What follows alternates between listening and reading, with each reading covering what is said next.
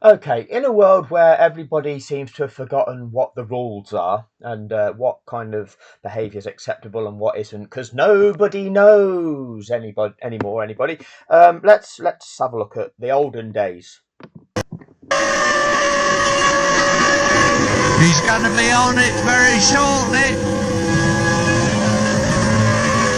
Well, again, Michael Schumacher very slow, 1:25.9 on that last lap. I wonder if he's got something like a slow puncture or some kind of gear shift problem because. Oh, Lando. So are we in for another tyre twist, Crofty? Not that one. That was 2021. We're back in 1997 now. Villeneuve is all over him, look. He's going through. Oh, yes. Help! I don't think. Out goes Michael Schumacher. What does Martin Brundle think? Because that's Murray Walker you've just heard there. Oh, Michael! But we've got Martin Brundle, okay? Back in 1997. You know, he's been doing this for quite a long time. Let's listen to what Martin says about Michael's manoeuvre there. That Oh. didn't work. That didn't work, Michael. You hit the wrong part of him, That didn't work, Michael. You hit the wrong part of him. Unbelievable. This is Brundle. That attempt to take him out, Michael, that didn't work. You hit the wrong part of his car to take him out, Michael. See, this is what the commentary's like in Formula One back then. Oh yes! Help! I don't think.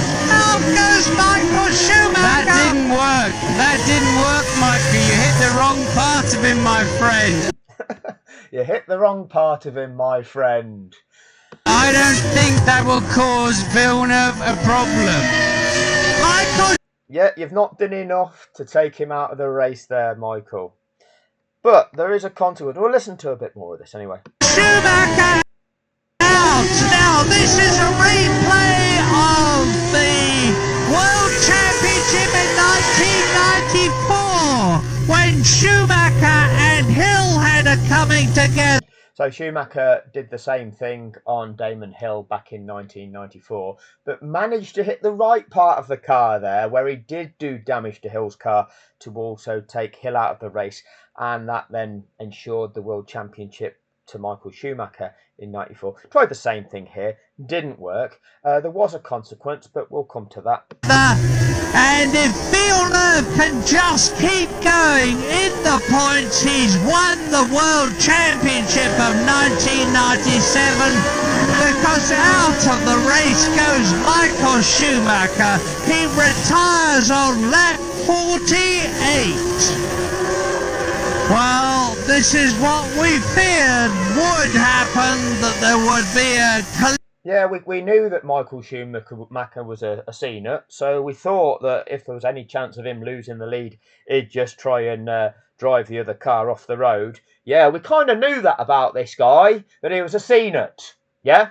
The kind of person that would just take the other guy out rather than yield. We kind of know that there's somebody like that in the sport at the moment, that if it's not going their way, they'll just drive into you. Yeah, we kind of were worried a bit about that, weren't we, Marie? Racing accident, and Michael and Jacques Villeneuve now has a clear track in front of him as off goes Michael Schumacher. I don't think there's Villeneuve going on his way. I don't think... That's it. That makes you a great of the sport by just driving into somebody else. Yeah. Michael's going to be seeing the Williams stuck in the pits as he did with Damon Hill those years ago. I think he's going to see that Williams carrying on, driving past him, because his front wheel hit the side pod of Villeneuve's car. It didn't touch the suspension. Villeneuve appears to be on his way. I thought it was a very conscious effort there to turn in, knowing Villeneuve was coming along the inside. So we can identify somebody's conscious effort to hit the other car. Yeah? So, but we couldn't identify the conscious effort of Max Verstappen to drive Lewis Hamilton off the road at Brazil, to do that at Saudi, to do that at Abu Dhabi 2021. When was it? Mexico in, was it 2024? Where Max Verstappen again lost his rag and was going to drive into Lando Norris. Didn't Max Verstappen do that with Charles Leclerc at one of the American Grand Prix? What about the time where he actually did drive into George Russell? Where was that? Was that Spain last year? Hmm. Obviously, Schumacher had some kind of problem, and well, I don't want to say too much, but it was a clear attempt to turn in with Villeneuve's car in the way, and it didn't do the job. I think the front wheel You didn't do the job there, Michael. hit his side pod. If he has made any damage, it's going to show up in the next 2 or 3 laps. Well, I had a good look at the suspension and it looked perfectly okay to me. There's Michael looking down the track to see if Villeneuve is coming around. Remember Michael looking through the fence of Adelaide to see if Marshall's loving it, having a ride on. Michael would, if Damon was coming That wouldn't comply with health and safety regulations of today. around, and well, I think he's going to see Villeneuve Neither would that moustache. coming round and round and round. The test is going. That's Frank Williams there. Now, Frank Williams was denied a Grand Prix victory in 2008. He had to wait from the 2004 season through to the 2012 season for Williams to have a race victory, and that would have obviously affected the ability to attract sponsors to their team, therefore the success of the team based on budget. And then when that team was eventually sold, probably got sold for less than it otherwise could have been worth, because had it have been more successful and then been up for sale, then it would have attracted more money. It'd been more valuable, wouldn't it? It was Claire Williams, I think, who was the CEO at the time. But obviously, if you're deprived of a race victory, that can have massive implications financially going forward from then onwards. That happened in 2008, where they were denied a victory of the 2008 Singapore Grand Prix. But we'll get to that in a minute. To be what happens behind Jacques Villeneuve now. David Coulthard is 15 seconds behind him. So an unhappy Michael Schumacher walking in. He said if he didn't win the race or the world, out goes Damon Hill from 8th position. His last race for Arrows. His first race for Arrows in Australia was a failure. Well, he didn't even start the race. That's Schumacher being taken back to the pits. Now the test now is going to be whether David Coulthard can reduce the lead that Villeneuve has got, which was 15 seconds.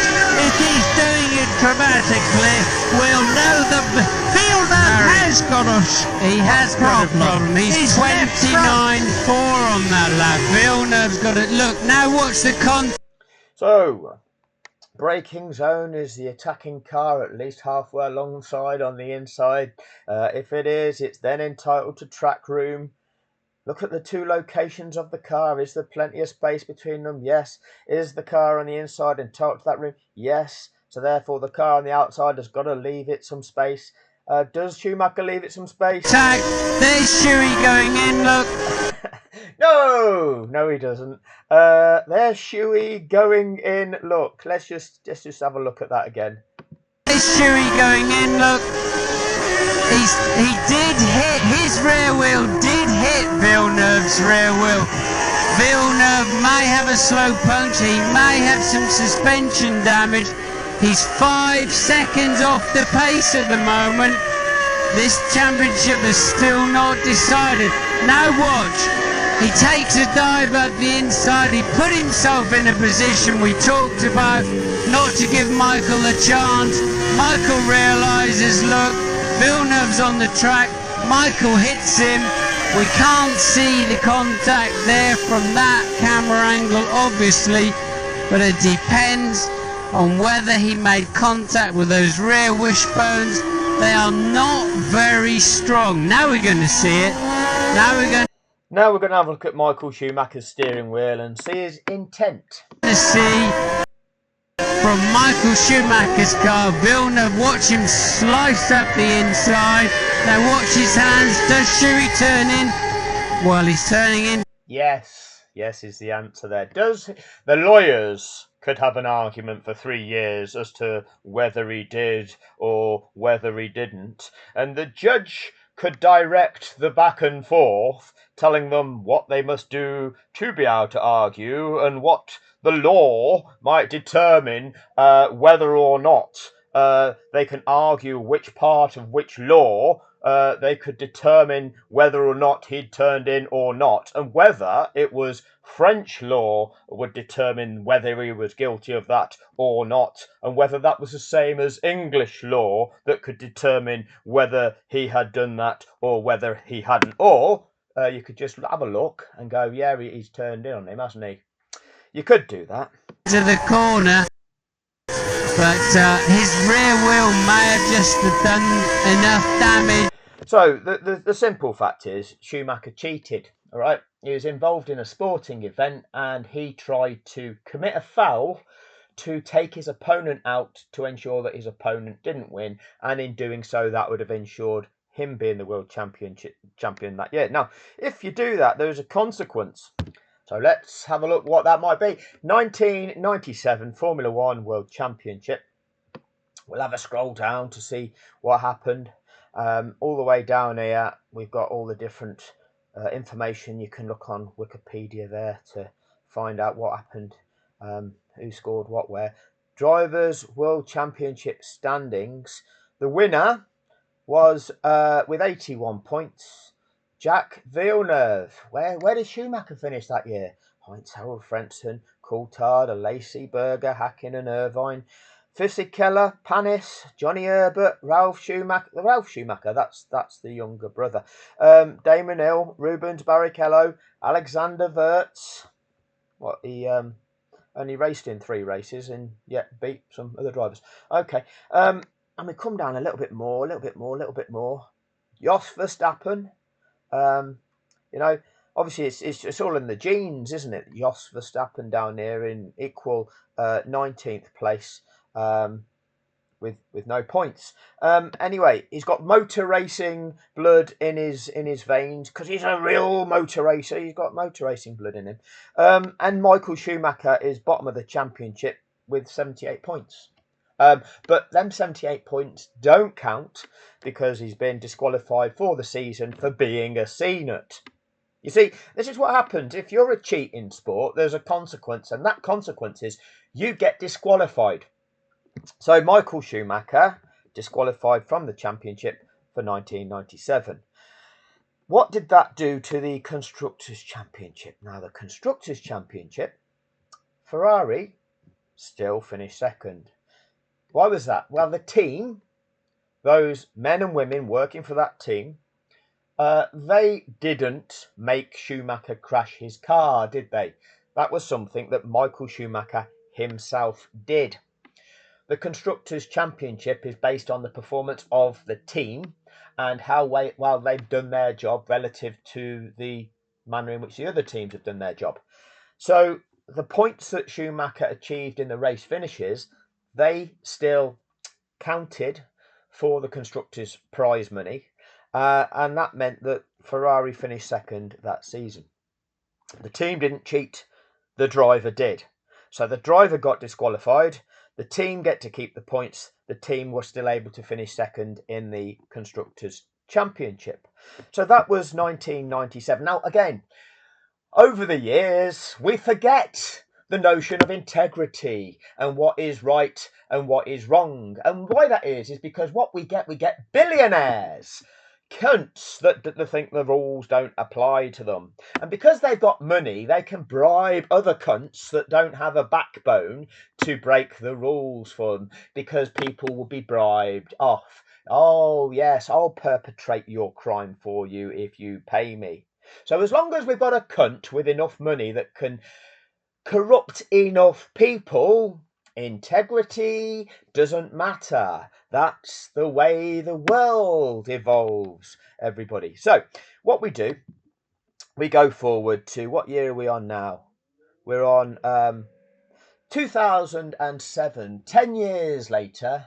And what we get is we get a championship where, let's go back up here. 2007. Oh, that was the first year that Lewis Hamilton was in the Formula One. Well, it's his first ever year in Formula One, wasn't it? Yeah. So he finishes third in his first ever race. Second, first, third, ninth, first, fifth, second, fourth, first. Retired. Yeah, retired. Nothing wrong with the car all season, but retired there, and then seventh in Brazil. Anyway, Lewis Hamilton finished second, lost the championship by a point, and then Fernando Alonso, reigning world champion, his teammate lost to his teammate, who's a rookie, Lewis Hamilton. They got the same amount of points, but Lewis Hamilton, well, they both won 4 races each, but then Lewis Hamilton's got more second places, I think, or yeah, whatever it is. That's why he finishes higher. And despite Fernando Alonso trying to sabotage him and all the various shenanigans that were going on there.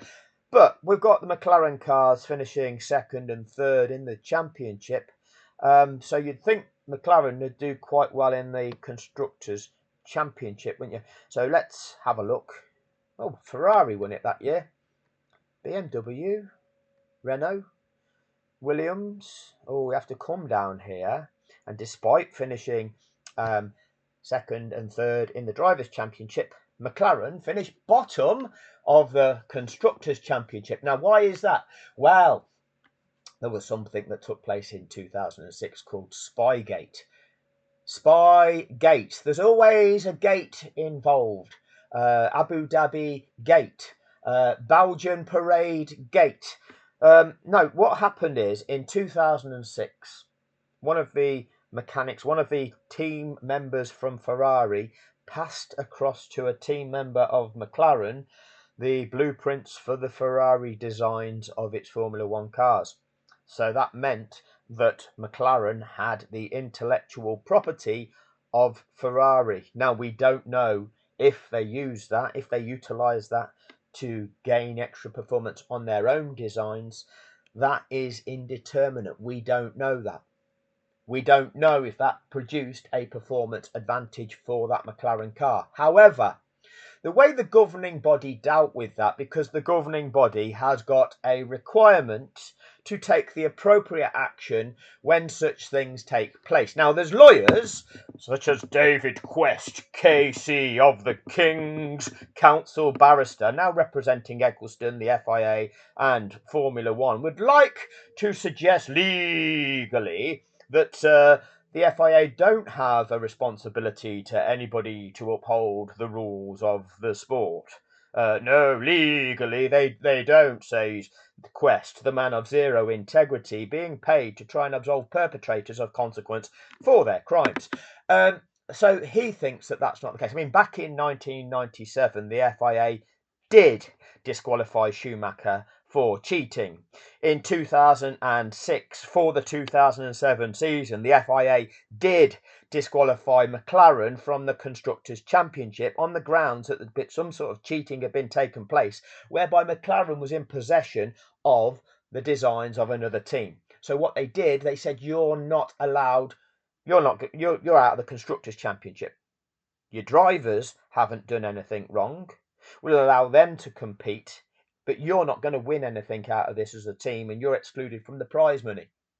That is what they did. They couldn't prove whether or not the McLaren team had actually copied any components or utilised those designs to modify any of their existing designs to enhance them using the intellectual property of Ferrari. That was something you couldn't actually determine whether it had taken place or whether it hadn't. But they still decided that there must be a consequence for that conduct. So that is what they decided to do. I think it was £100 million fine for the McLaren team and disqualification from the Constructors' Championship. So all of the other teams got the prize money. Nothing for McLaren. So these are the precedents. These are the FIA, the governing body of the sport, taking the appropriate action when there's been infringement in the sport. Now, quest of the King's Counsel, the finest barrister in the world, would argue legally that the FIA don't have the responsibility to anybody. And if they do have a responsibility, who is that responsibility to? And Judge J would also deliberate in his final. Yes, indeed.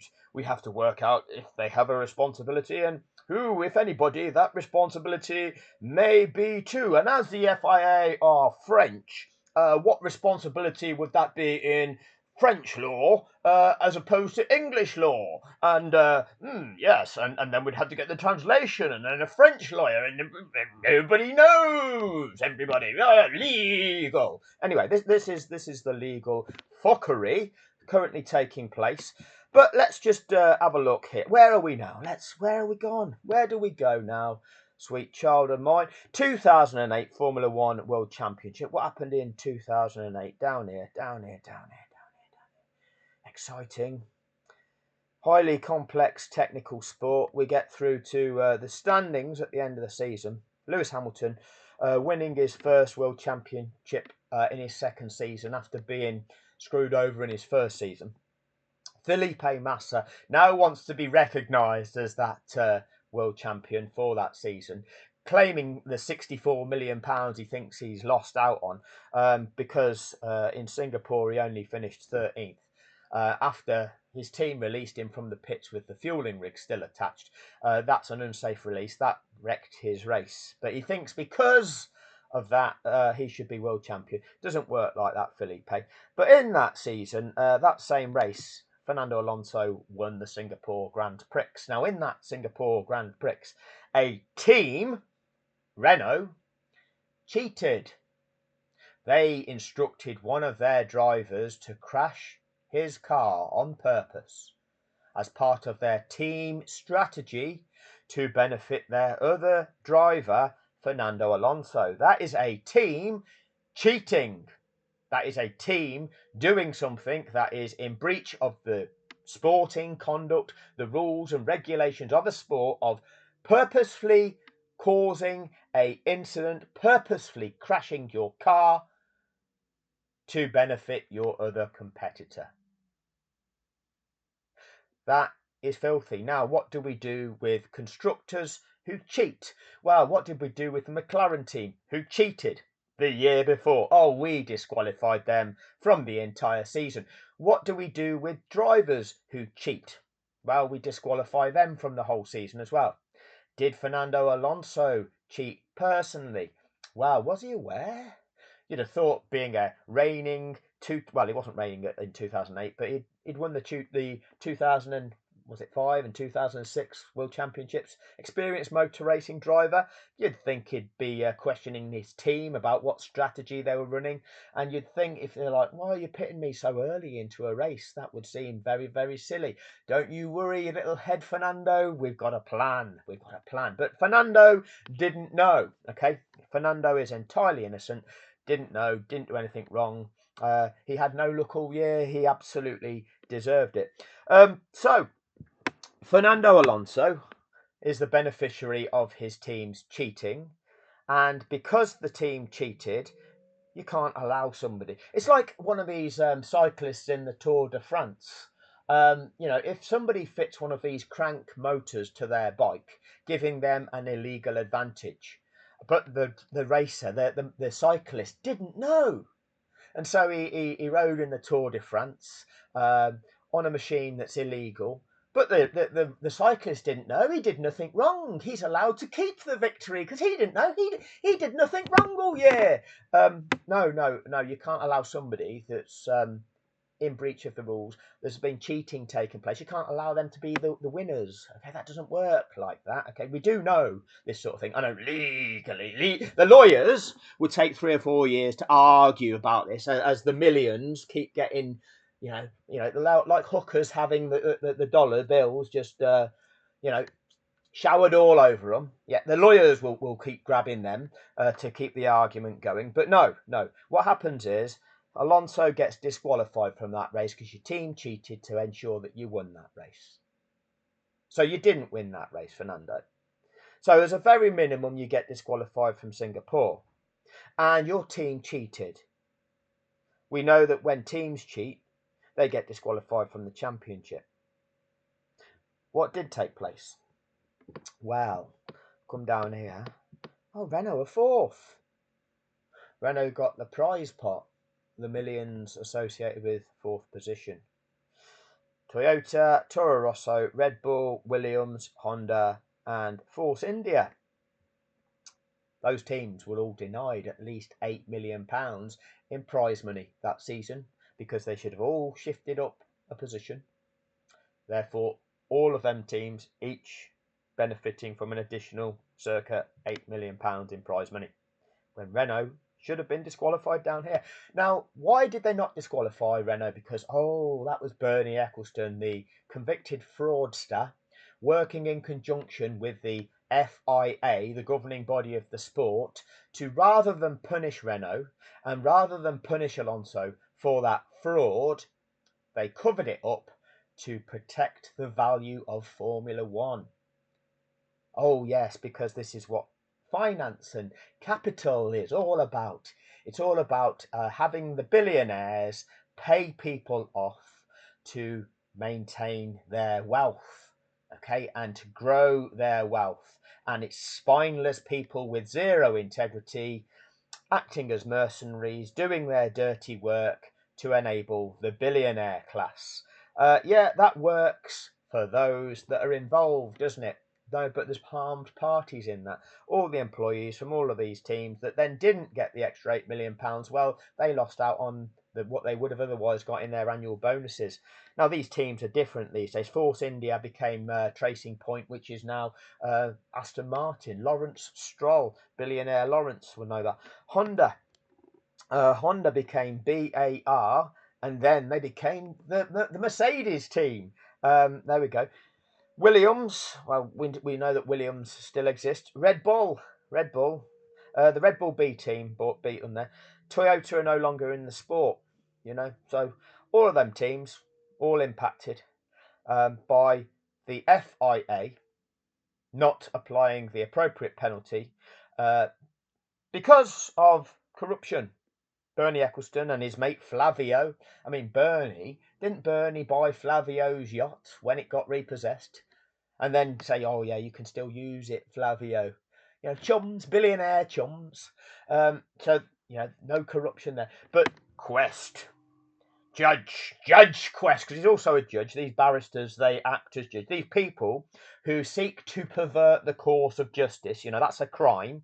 Criminals who seek to pervert the course of justice act as judges. So we've got criminals who are UK judges. Make that make sense. That's why the billionaires get away with it, because the criminals are the judges, and then you get criminals, King's Counsel, making an argument for the perpetrators to try and absolve perpetrators of consequence for their crime. They will make the argument that, did the FIA have a responsibility to disqualify Renault or take any action? Or was that responsibility owed to Felipe Massa? Yes, we'll have to determine that with a 3 to 4 year back and forth argument where I will use my legal expertise for my client to have to pay me £14 million for my expertise. Legal experts. And he's got his Trustpilot reviews telling you how excellent he is, and just how magnificent the Emperor's new clothes are as well. But that's how you deal with cheating.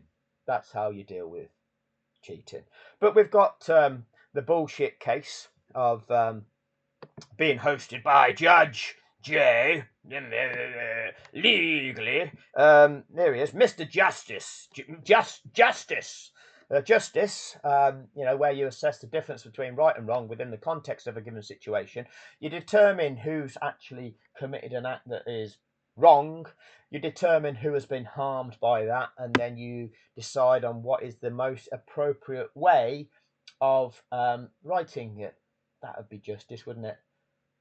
Making things right for the person or the people that have been harmed, and ensuring the appropriate punishment for those who perpetrated. That would be justice. No, Mr. Justice J doesn't realise that. Mr. Justice J will use words that nobody understands to try and gaslight you and pretend that here, oh, this is highly complex, technical sport. Don't you worry your little heads, but I'll break it down for you so you do understand. Anyway, that'll do on this video. Thank you for your time.